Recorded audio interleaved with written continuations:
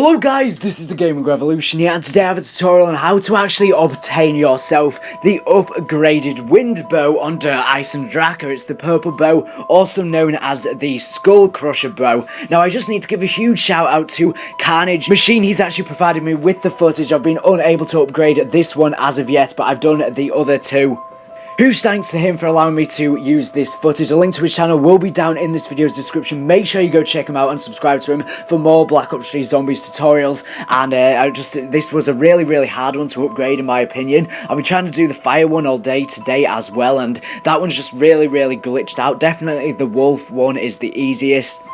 So first of all, you obviously need to get your standard bow and arrow called the Wrath of the Ancients. If you don't know how to do this, a link to a tutorial will be down in this video's description. It's very simple to do. Once you've actually done that, what you want to do is you want to come over to this section, which is to the right of spawn near double tap, and you want to shoot the roof here, which you can see on screen, which will cause a pile of arrows to actually fall on the ground. You want to go up to it, press square X or F on it to pick it up, which will activate the upgrade process to this upgraded bow. Once you've started this process, you won't be able to upgrade any of the other bows, and you'll be working specifically towards this bow. Okay, so now what you actually need to do is you want to make your way over to Mule Kick, which you can actually see on screen the direction of how you actually get there, and there'll be this purple symbol on one of the stone slabs on the floor. And what you need to do is you need to start melee killing a zombie in this specific location. So leave 1 or 2 zombies at the end of a round, and you need to kill it directly on top of this slab. It'll take a few attempts to actually manage to pull this off, as you're going to have to stab the zombie a lot of times, so make sure it's not on a too high of a round, otherwise this will be quite a difficult step. So now the stone will actually break, and you'll be able to press square or X or F on that, and an urn will actually rise up. Now that you've done that, there will actually be skulls scattered around the map. Now these look very similar to the Keeper skulls from Shadows of Evil. However, as we will find out later on in the Easter egg, it turns out that these aren't the Keeper skulls and are in fact something else. Wink wink. So in the background right now, I'll be showing each of the 6 different locations around the map. They're fairly easy to get to if you know your way around the map. To be fair, this map isn't too large. It's very easy to get the hang of after 5 or 6 games, so it's not very difficult to actually find this location. So you can see where they all are in the background. You want to press square X or F on each of them.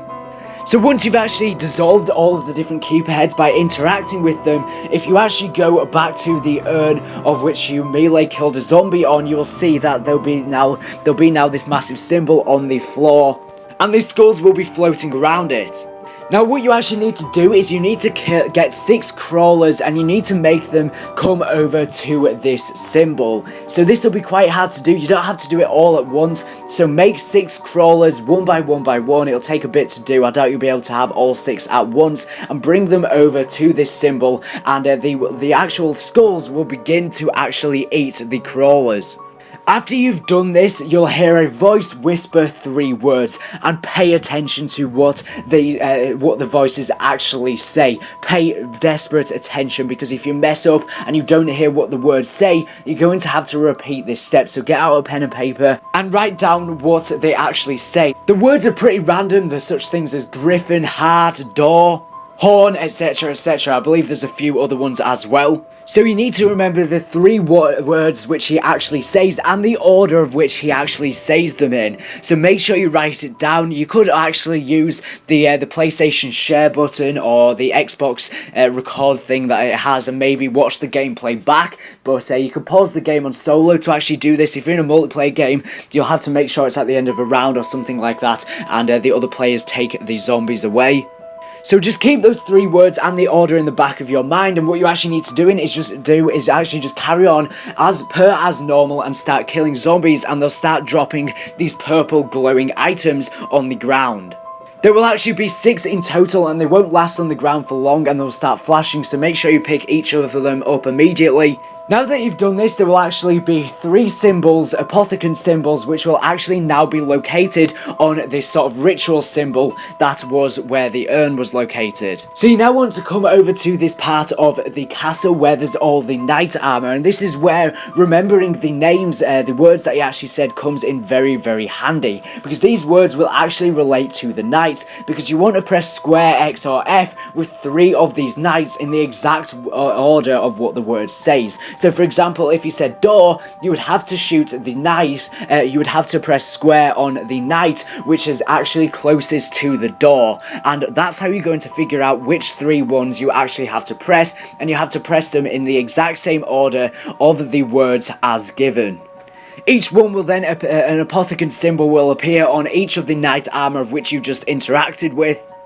So make sure you press square on the right ones, like if it's a griffin, do it on one which is like this bird of sorts, or if it's a horn, do it on one where it's an image of a horn. You've just got to make sure that you're interacting with the right ones. It might be a bit hard to correlate, but it shouldn't be too hard, to be honest. You can always repeat the step if you accidentally do the wrong one.